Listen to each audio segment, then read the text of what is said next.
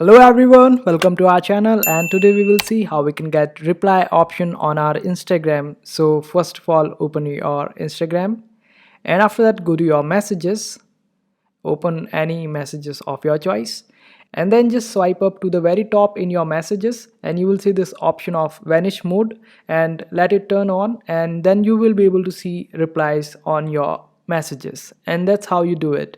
And if the problem is still persist, you can just go back and go to your profile,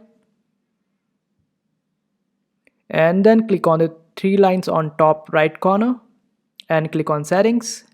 Here click on help, and then click on report a problem, and click on report a problem, and then just take the screenshot of your problem from your chat and upload that screenshot here, and then just briefly explain the problem that you are facing, and Instagram will be able to help you within few hours or 24 hours. And that's how you do it. I hope this video was helpful. Make sure to hit that like button and also subscribe to our channel for more helpful videos.